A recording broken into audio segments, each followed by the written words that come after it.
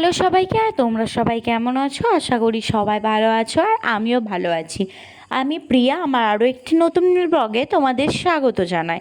তো আজকে ছিল উল্টো রথের দড়ির টান। চলে গিয়েছিলাম আমার বাবার বাড়ি রথের মেলায়। সেখান থেকেই চলে গিয়েছিলাম জগন্নাথ দেবের মাসির বাড়ি। আমি প্রতি বছরই প্রায় জগন্নাথ দেবের মাসির বাড়ি, মানে রথের দড়ির টান যেখান থেকে হবে সেখানে অনেকটা আগেই পৌঁছে যাই, কিন্তু এই বছরে একটু লেট হয়ে গেছে। গিয়ে দেখি জগন্নাথ দেবকে অলরেডি রথে তোলা হয়ে গেছে। ও তারপরে দেখি দড়ির টানের জন্য ভিড়ও হয়ে গেছে। তাই আমি চলে এলাম এখানে, যে ছোট ছোট বাচ্চাদের সাজানো হয় সেখানেই চলে এলাম। একজনকে শিব, একজনকে দুর্গা, একজনকে নারায়ণ, একজনকে লক্ষ্মী, তার সাথে সাথে আরও যে কত কিছু সাজিয়েছে দেখার মতো। প্রসেশন এখানে ভালোই করে।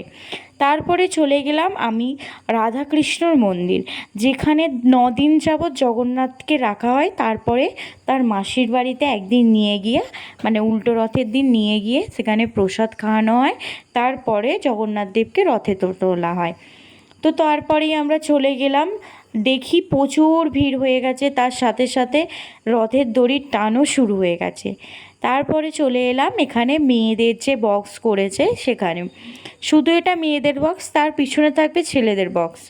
মেয়ে ছেলে আলাদা আলাদাভাবে, কিন্তু মেয়েদের যা ভিড় হয়, যত বেলা বাড়বে তার সাথে সাথে ভিড়ও বাড়বে।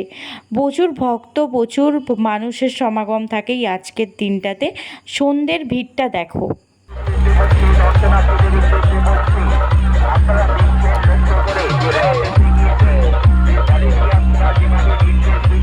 তারপর সন্ধে 8টা নাগাদ পৌঁছে গিয়েছিলাম জগন্নাথ দেবের বাড়ি।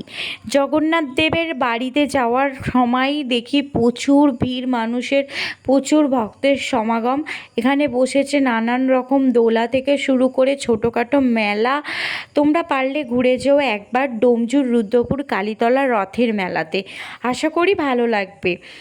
এতটা পরিমাণের ভিড় হয়েছিল। এখানে চলছিল এক সাইডে অনুষ্ঠান, যেখানে চলছিল বস্ত্র বিতরণ, আর তার সাথে সাথে চলছিল একদিন মাঝের দিন ছিল ডান্স এবং আবৃত্তির কম্পিটিশান। সেখানে যারা ফার্স্ট সেকেন্ড থার্ড এরা হয়েছে তাদের পুরস্কৃত করা চলছিল। তো তার সাথে সাথে চলছিল এখানে বক্সে গান, নাচ বাজনা থেকে শুরু করে আরও অনেক কিছু। মেলা মানে তোমরা জানো, পুরনো নতুন নানান রকম বন্ধুবান্ধবদের সঙ্গে দেখা, খাওয়া দাওয়া, আড্ডা জমিয়ে সব কিছুই ভালো লাগার সঙ্গে মিশে আছে। আশা করি খুবই ভালো লাগবে, তোমরা একবার এসো। আর আজকের মতো এখানেই ব্লগটা শেষ করছি। টাটা, সবাই ভালো থেকো।